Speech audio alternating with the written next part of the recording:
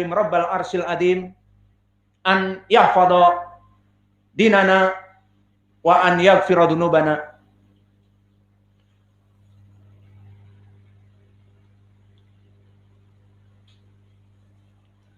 Alhamdulillah wassalatu wassalamu ala Rasulillah wa ala alihi wa sahbihi wa man walah.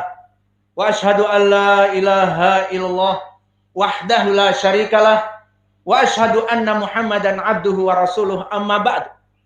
Maka setelah kita mengetahui di dalam dua hadis yang tadi,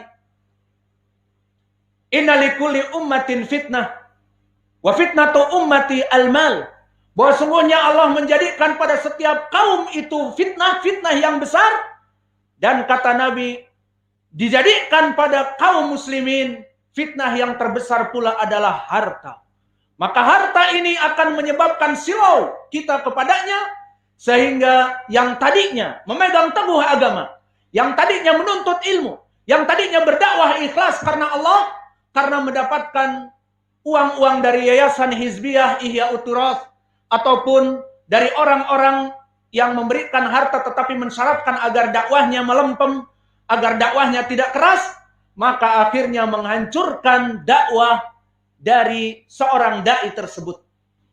Dan begitu pun di dalam hadis yang kami sebutkan dari Zaid ibnu Harith tadi, Zaid ibnu Thabit tadi, bahwa justru dengan seseorang sibuk mengejar dunia, dunia akan lari. Dan Allah akan memberikan di hatinya itu serba tidak kecukupan, sehingga tamak kepada dunia, dan dunia akan diberikan dari apa-apa yang Allah berikan hanya sedikit. Maka dengan ini semua, di balik itu kita diperintah untuk menuntut ilmu. Maka menuntut ilmu itu adalah wajib, fardu ain, yang mana kewajibannya telah datang di dalam dua hadis. Pertama, hadis dari Abi Sa'id Al-Khudri, yang mana sanadnya dhaif dikarenakan dari Sa'id Al-Aufi, yang mana dia rawi mudallis dan dhaif. Namun telah datang dari Anas ibnu Malik, yang datang bimajmu' turuqihi, qala Suyuti hawali khamsina turuq, maka bisa naik kepada sahih li ghairi. Maka hadis ini telah disahihkan oleh para ulama seperti Syekh Al-Albani dan Syekh kami Muqbil Al-Wadi'i, dan para ulama yang lainnya qabul kepada hadis ini. Talabul ilmi faridatun ala kulli muslim. Talabul ilmi faridatun ala kulli muslim. Menuntut ilmu itu adalah perkara yang wajib, wahai kaum muslimin. Selain di hadis ini, di sana ada hadis juga yang mewajibkan untuk menuntut ilmu. Terutama mereka orang-orang yang mengetahui di daerahnya ada majelis-majelis ilmu. Seperti hadis yang datang dari berbagai sahabat. Pertama datang dari Jabir bin Abdullah, kemudian dari Abdullah bin Umar, kemudian dari Abdullah bin Abbas, kemudian dari Abu Hurairah, yang mana juga datang dari Anas, menjadi 5 sahabat, yang mana semua jalan-jalannya tidak lekang dari kedhaifan, namun bimajmu' turuqihi yartaqi ila sahih li ghairi. Qala Rasulullah sallallahu alaihi wa ala alihi wasallam min khamsati sahabah, idza marartum bi riyadil jannah farta'u, idza marartum bi riyadil jannah farta'u. Jika kalian mengetahui di tempat-tempat kalian, di masjid-masjid kalian ada tempat untuk menuntut ilmu, ada tempat untuk dipelajari Al-Quran dan sunnah sesuai pemahaman as-salafus saleh, farta'u, maka wajib bagi kalian duduk padanya. Faqalu, maka berkata para sahabat, ya Rasulullah, mariyadul jannah, apa dia itu taman-taman surga? Karena maknanya tadi, barang siapa di antara kalian yang mendapati di masjid-masjid kalian, di musala-musala kalian, di tempat manapun, anytime, anywhere ada majelis ilm, maka wajib untuk singgah padanya. Maka disebutkan, apa itu riyadul jannah? Apa itu taman-taman surga yang engkau wajibkan ya Rasulullah agar kita turun kepadanya, agar kita singgah kepadanya? Di riwayat yang banyak disebutkan hilaqu dzikr. Dia itu adalah majelis ilmu. Di riwayat yang lain majalisul ilm.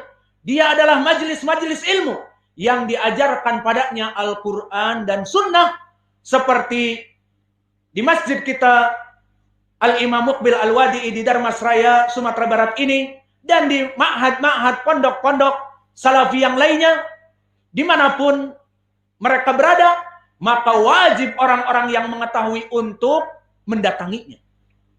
Maka dari dua hadis ini, pertama, talabul ilm faridatun ala kulli muslim, menuntut ilmu itu wajib bagi seluruh kaum muslimin. Dan yang kedua, juga hadis ini, jika kalian melewati tempat-tempat majelis ilm atau riyadul jannah, taman-taman surga, wajib bagi kalian untuk duduk padanya. Ditanyakan oleh para sahabat, apa itu taman-taman surga ya Rasulullah yang wajib kita menghadirinya? Majelis ilmu. Dari dua hadis ini menjadi pendalilan bahwa menuntut ilmu itu adalah wajib. Maka di sini kita akan membuka pendalilan yang ketiga selain dari dua hadis tadi, dari segi akal. Bagaimana dari segi akal? Jika dikatakan bagaimana menuntut ilmu itu wajib dari segi akal, pertama, kita dilahirkan ke muka bumi ini dengan satu tujuan, misi dan visi yang sama. Apa? Beribadah. Tidak ada yang lain. Allah berfirman di dalam surat Az-Zariyat, "Wa ma khalaqatul jinna wal insa illa liya'budun." Tidaklah dijadikan jin dan manusia ke muka bumi ini untuk melaksanakan bisnis dan tender, bukan. Atau untuk merawat kebun-kebun mereka, bukan. Tetapi untuk ibadah. Adapun kita berjual beli, adapun kita berbisnis, itu penting. Hanya sekedar meraup apa yang kita perlukan untuk makan dan minum, dan kelangsungan untuk ibadah. Seperti Allah berfirman, "Wala tansa nasibaka minad dunya." Maka jangan lupa kalian dari perkara-perkara dunia yang dibutuhkan, namun tenggelam kepadanya. Ini yang menjadi permasalahan. Tenggelam dengan dunia sampai tidak salat karena waktu bekerja. Sampai tidak menuntut ilmu. Seperti tadi, diajak menuntut ilmu, I'm busy, sibuk. The time is money. Waktu adalah uang. Di saat diajak hari Sabtu, Ahad, libur, dikatakan this time for family. Ini adalah waktu jalan-jalan dengan anak dan istri kita. Maka di sini perlu diperhatikan. Tujuan kita hidup adalah untuk beribadah. Maka kenapa menuntut ilmu wajib dari segi akal? Ibadah yang diinginkan oleh Allah, diterima oleh Allah, harus terpenuhi dua perkara. Perkara yang pertama, ikhlas, tauhid, beribadah, sholat, membayar zakat, puasa, naik haji, semuanya diberikan kepada Allah. Tidak boleh kepada wali-wali yang meninggal. Tidak boleh kepada nabi-nabi yang dijadikan Rabb seperti Yesus Kristus ataupun Uzair ibnullah, orang-orang Yahud dan Nasara, ataupun diberikan kepada Buddha, atau diberikan kepada dewa-dewa orang-orang Hindu seperti Shiva, Brahma, Wisnu dan sebagainya. Tidak, diberikan hanya kepada Allah. He is the one and only. Itu syarat ibadah yang diterima. Mana pendalilannya? Di dalam surat An-Nisa Allah berfirman, "Wa'budullah." Beribadahlah kalian kepada Allah dengan syarat apa? Wala tusyriku bihi. Janganlah kamu berpaling kepada sesembahan selain Allah dalam peribadatan kamu. Inna salati wa nusuki wa mahyaya wa mamati lillahi rabbil alamin. Sungguhnya hidupku dan matiku dan salatku dan sembelihanku semuanya diberikan untuk Allah. He is the one and only. Hanya Allah satu-satunya untuk diberikan peribadatan. Ini syarat yang pertama. Dan juga di dalam surat Al-Bayyinah, "Wa ma umiru illa liya'budullah mukhlishina lahuddin." Maka tidaklah manusia diperintah dan jin untuk beribadah kecuali dengan ikhlas. Lalu the big question here, pertanyaan yang besar, dari mana kita mengetahui ikhlas? Dari kesyirikan, dari riya, dari sum'ah dalam peribadatan? Dengan ilmu. Dari sinilah kenapa menuntut ilmu wajib, agar ibadah kita diberikan kepada Allah dan diterima. Ini syarat pertama. Dan syarat yang kedua, mutaba'atul Rasul. Apa itu? Mengikuti sunnah Nabi. Maka awas. Orang-orang awam banyak mengatakan, sudahlah, jangan ribut, sedikit-sedikit bid'ah. Sedikit-sedikit bid'ah. Kita ibadah kepada Allah bagaikan orang mengail ikan. Ada yang mancing dengan senar, dapat ikan, ya itulah ibadah didapatkan. Ada yang dengan jala dapat banyak, ada yang dengan pukat harimau satu laut bisa dia ambil semua ikan. Semua jalannya berbeda-beda tetapi satu tujuan. Siapa yang bilang seperti itu? Orang awam. Salah. Ibadah tidak bisa diterima kecuali syarat yang kedua, mutaba'atul Rasul, mengikuti Nabi. Maka oleh sebab itu telah datang hadis yang muttafaqun alaih dari Aisyah, bagaimana Nabi menafikan peribadatan dari salat, puasa, membayar zakat, haji, umrah dan yang lainnya jika tidak mengikuti sunnah. Disebutkan oleh Nabi, man ahdatsa fi amrina hadza ma laysa min fahuwa raddun. Barang siapa yang melaksanakan suatu peribadatan dan tidak atas landasan dariku, kata Nabi, tidak mengikuti sunnahku, maka dia tertolak. Maka ini syarat yang kedua. Ibadah itu harus mengikuti sunnah. Maka oleh sebab itu gambarannya, kenapa menuntut ilmu itu wajib dari segi akal? Pertama tadi karena kita diharuskan ibadah ikhlas. Ikhlas butuh kepada ilmu. Agar menjauhkan dari kekufuran dan kesyirikan. Dan yang kedua, harus mutabaah mengikuti sunnah Nabi, terjauh dari kebid'ahan, dan mengikuti sunnah Nabi butuh kepada ilmu. Maka dari sini mulai jelas. Kenapa menuntut ilmu wajib dari segi akal? Karena kita diperintah untuk beribadah. Ibadah tidak diterima kecuali dengan mutabaah, mengikuti sunnah Nabi, dan ikhlas. Semuanya butuh kepada ilmu. Maka kita berikan aplikasinya agar lebih mudah. Contohnya, for example, Allah mewajibkan kita untuk melaksanakan salat dan membayar zakat. Allah berfirman, wa aqimus shalah wa atau zakah warka'u ma'ar-raqiin. Maka tegakkanlah salat yang 5 waktu dan salatlah kalian dengan jamaah dan juga bayarlah zakat. Maka bagaimana salat kita agar diterima? Salat kita sendirian atau di masjid berjamaah agar diterima? Mengikuti sunnah Nabi. Maka di dalam hadis untuk penjelasan salat diriwayatkan oleh Imam Al-Bukhari dari Malik Ibn Huwairith, wa sallu kama ra'aitumuni usalli. Maka salatlah kalian seperti kalian melihat aku salat. Dan begitu pun membayar zakat tadi wajib, wa atau zakah, maka bayarlah zakah. Maka bagaimana cara membayar zakat? Banyak di dalam hadis-hadis yang sahih. Maka di antaranya zakat itu diambil dari orang-orang kaya, diberikan kepada orang miskin. Tidak seperti pajak yang diambil dari orang kaya, diambil juga dari orang miskin sesuai penerimaan gajinya. Tidak, diambil dari orang-orang kaya, dan itu juga jika mencapai balaghun nisab wa haul sanah, setahun dalam keadaan uangnya di atas permukaan dari batas, maka diambil. Seperti hadis Ibnu Abbas yang muttafaqun alaih, az-zakah furido tu'khadhu min agniyaihim faturaddu ala fuqaraihim. Maka kewajiban zakat diambil dari orang-orang kaya, dibagikan kepada orang yang miskin.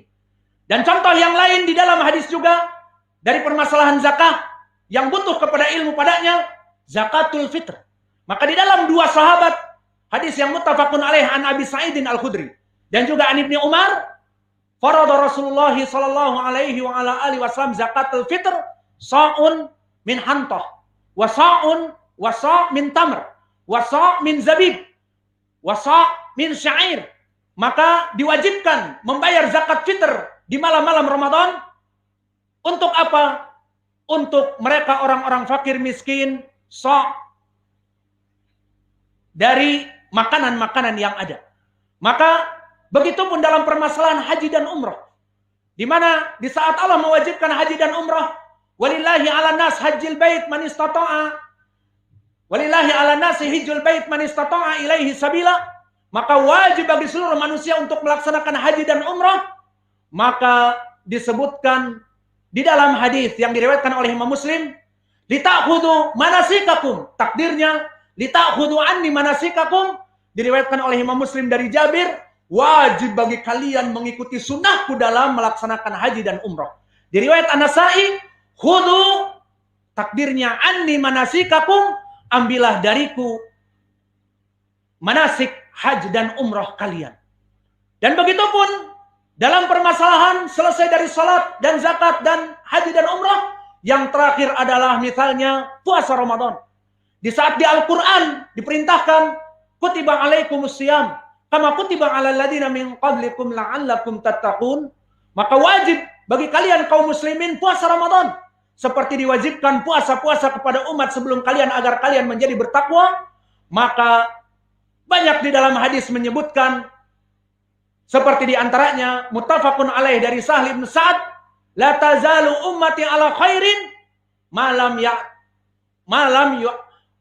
ajjalul fitra. Maka tidaklah kaum muslimin ini dalam keadaan sunnah dan baik di saat mereka melaksanakan takjil iftar, di saat tenggelam matahari segera berbuka, tidak menunggu sampai terbitnya bintang-bintang seperti kelompok Yahud dan Syiah Ar-Rafidah. Maka dari sinilah pendalilan yang ketiga dari segi akal bahwa menuntut ilmu itu wajib. As'alullahal karim Rabbal arsyil azim an yahfadha hadal balad al-mubarak bilad Indonesia. Kita memohon kepada Allah agar Allah menjaga negeri kita, negeri Indonesia, dengan menjaga pemimpin-pemimpin mereka.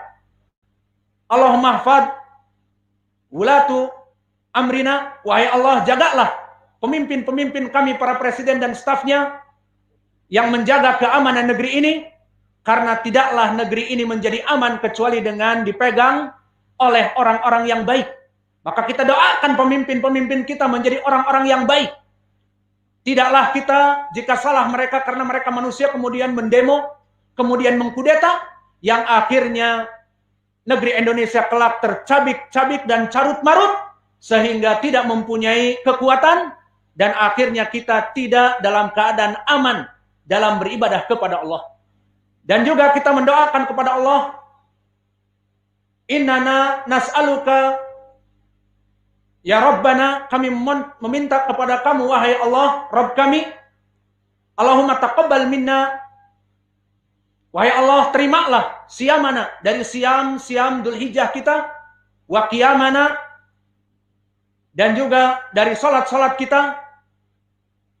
Allahumma rzuqna rizqan halalan thayyiban wa ilman nafi'an wa amalan mutaqabbala. Maka wahai Allah, berikanlah kepada kami ilmu yang bermanfaat. Semakin kita menuntut ilmu, semakin kita takut kepada Allah. Bukan semakin menuntut ilmu semakin sombong dan semakin jauh dari amal dan dakwah. Dan yang kedua, berikanlah kami rezeki yang halal dan melimpah. Dan yang ketiga, berikanlah kepada kami dari kemudahan untuk beramal dan diterima amalan-amalan kami. Rabbana atina fid dunya hasanah wa fil akhirati hasanah wa qina adzabannar wa aqimussalah.